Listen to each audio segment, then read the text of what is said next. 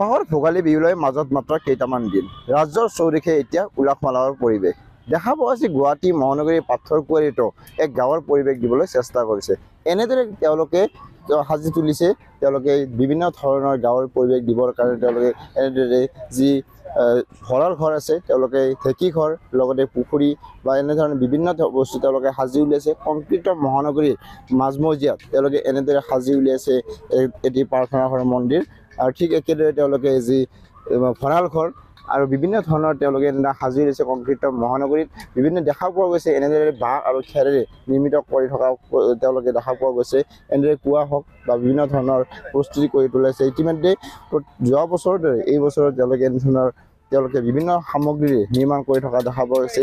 বিভিন্নগৰাকী ব্যক্তি ইয়াত আছে, তেওঁলোকৰ পৰা আমি কিছু জানিব চেষ্টা কৰিম। যিহেতু এটা কংক্ৰিটৰ মহানগৰীৰ মাজত আপোনাৰ এনেদৰে সুন্দৰভাৱে এক গাঁৱৰ পৰিৱেশ দিয়াৰ চেষ্টা কৰিছে, কি ব্যৱহাৰ কৰি সাজি উলিয়াইছে? আমি একচুৱেলি ইয়াতে আমি অসমীয়া সমাজৰ গাঁৱৰ যিটো ঘৰ আমি সদায় দেখোঁ, এটা বৰঘৰ থাকে, তাৰে পিছত ঢেঁকীশাল এখন, গোহালি এটা আৰু ভঁৰাল ঘৰ এটা, তাৰে পিছত কুঁৱাও আমি যত্ন কৰিছোঁ, কুঁৱাও এটা খান্দিছোঁ গাঁৱত যিটো আমাৰ থাকে। ঠিক তেনেকৈ আমি গোটেইখিনি মানে একদম সম্পূৰ্ণ গাঁৱলীয়া পৰিৱেশ এটা ইয়াত আমি ফুটাই তুলিব বিচাৰিছোঁ, যাতে উঠি অহা প্ৰজন্ম আৰু মেইনলি আমাৰ এই কংক্ৰিটৰ মাজত থকা ল'ৰা ছোৱালীখিনিয়ে যাতে বুজি পায় এয়া ভোগালী বিহু অসমীয়া সংস্কৃতিৰ মানে ভেলাঘৰ, মেজি ইত্যাদি। তো এইখিনি আমি যৎপৰোনাস্তি চেষ্টা কৰিছোঁ যাতে তেওঁলোকৰ মাজত আমি ফুটাই তুলিব পাৰোঁ আৰু তেওঁলোকক বুজাই দি আমি আমাৰ অসমীয়া সমাজৰ যিটো সংস্কৃতি এইটো যাতে আমি সদায় ধৰি ৰাখিব পাৰোঁ, এইটোৰ আমি এটা মেছেজ দিম বুলি আজি এইখিনি আমি ইয়াত এৰেঞ্জ কৰিছোঁ। নিশ্চিতভাৱে তেওঁলোকে গাঁৱৰ এক পৰিৱেশ দিবৰ কাৰণে চেষ্টা কৰিছে। এনেদৰে তেওঁলোকে গোৱালি ঘৰ, কুঁৱা হওক বা গাঁৱৰ যি পৰিৱেশৰ ঘৰ থাকে, এই ঘৰ তেওঁলোকে প্ৰস্তুত কৰি থকা দেখা পোৱা গৈছে। এনেদৰে ঢেঁকীশালো তেওঁলোকে নিৰ্মাণ কৰি থকা অৱস্থাত দেখা গৈছে। বিভিন্নগৰাকী ব্যক্তি বা ইয়াত মহানগৰত থকা বিভিন্নগৰাকী নিজ হাতেৰে তেওঁলোকে প্ৰস্তুত কৰিছে। ইয়াত তেওঁলোকে পুখুৰী এটা খান্দিবৰ কাৰণে তেওঁলোকে ইতিমধ্যে প্ৰস্তুত কৰি তুলিছে। এনেদৰে এক গোহালি ঘৰৰ লগতে এক যি ঢেঁকী ঘৰ আছে, ঢেঁকীশাল আছে, ঢেঁকীশাল তেওঁলোকে নিৰ্মাণ কৰি গৈছে। আমি আন এগৰাকী ব্যক্তি আছোঁ, যিহেতু কংক্ৰিটৰ মহানগৰীত আপোনালোকে এক গাঁৱৰ পৰিৱেশ দিবৰ কাৰণে চেষ্টা কৰিছে।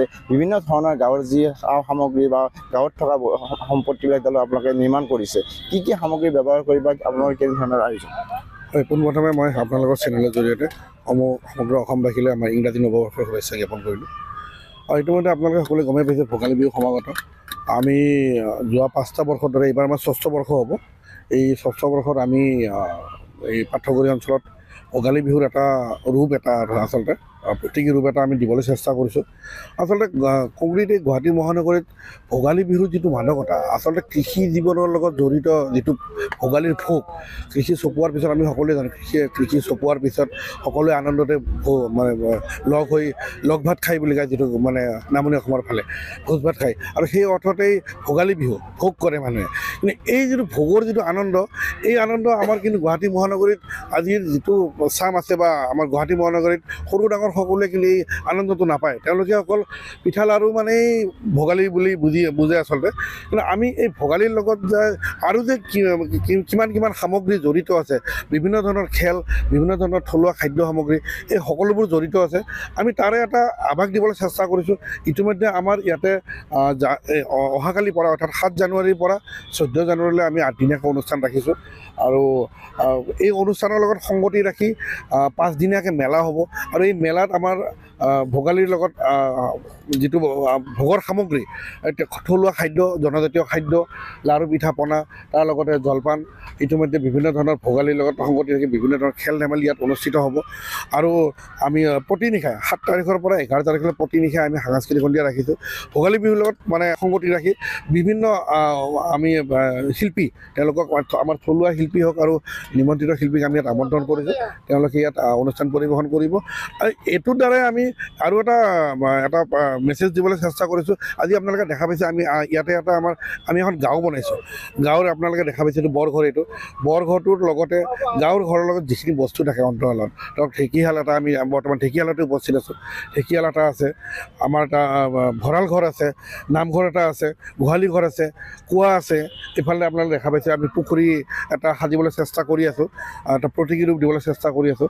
অৰ্থাৎ এনেকুৱা এটা ৰূপ দিয়াৰ আমি চেষ্টা কৰিছোঁ, অৰ্থাৎ বাস্তৱ ৰূপ এটা যাতে গাঁৱৰ চহা জীৱনৰ অৰ্থনীতিৰ লগত যিখিনি সামগ্ৰী থাকে, ঘৰটোৰ লগত যিখিনি সামগ্ৰী জড়িত হৈ থাকে, সেই বস্তুখিনি যাতে আমি কিছু হ'লেও আভাস এটা দিব পাৰোঁ গুৱাহাটী মহানগৰীত।